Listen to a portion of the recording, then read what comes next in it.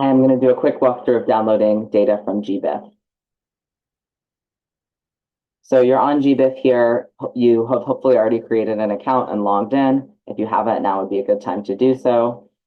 There's two ways you could search. If you want to see all occurrences, you can click on this tab, or you can search by data set. So if we go to occurrences, you're just going to see all the occurrences of all species. If you want, for instance, iNaturalist or something data specifically, you can search by data set, scroll down, pick your iNaturalist research grade observations, then click on this occurrence number in the top right, and you're going to get to a similar page just within that data set. So once you're at that page, the process is pretty much the same of filtering it down. You can drop down scientific name, and you can pick the species that you're interested in. You can select multiple species here as well if you'd like. So I'm going to choose both beach drops and beach trees. So that's 72,000 occurrences. I'm going to come down and filter this down to just those that are in the US. And then I'm also going to filter them down to just those that are in Massachusetts using this administrative areas tool. I'm going to take a look at my issues to make sure that there's nothing that looks like it's going to really undermine the integrity of my data, but these all look pretty good. You could also choose, what sort of years, like if you only wanted those that had been recorded within the last 20 years or the last, 5 years or something. So I've got all those, I've got my data set. I'm going to check my map to see if it looks good. As you zoom in, these points will resolve themselves. So that's all looking pretty good.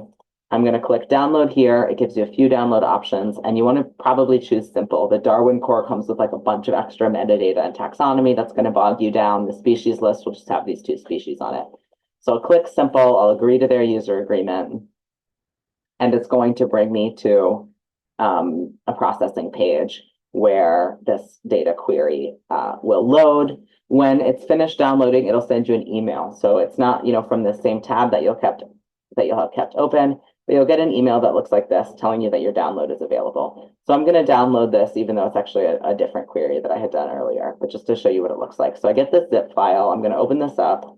I'm going to actually rename this first because this is a terrible name. So I'm going to copy it. I'm going to put it in my documents folder instead of just in the zipped downloads.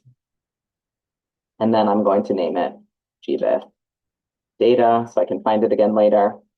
Now I'm going to open this up in Excel, but when you open it into Excel, you're going to see that there's a problem where all of the data is in a single column.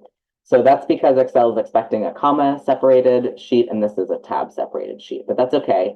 I can come into sheet 1, just create a new tab. I can click under this data tab from text/CSV. And if I load the data in this way instead, find wherever I put it,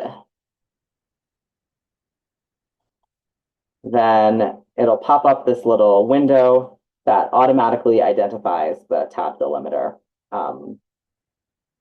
instead of using the comma. Great. So I'm going to load the data in this way. It loads it automatically as a table, although you can also convert this into a range instead of a table to just make it like a normal Excel sheet. And this is a good way to take a look at it and do any editing of deleting columns that you don't need. I probably don't need all of this, taxonomic information. So maybe I'm going to delete all those before I pull it into ArcGIS. And if you scroll over, you'll find your decimal latitude and your decimal longitude. And so you can use that when you do your convert XY to point to load those into Arc. And that's your walkthrough for GBIF.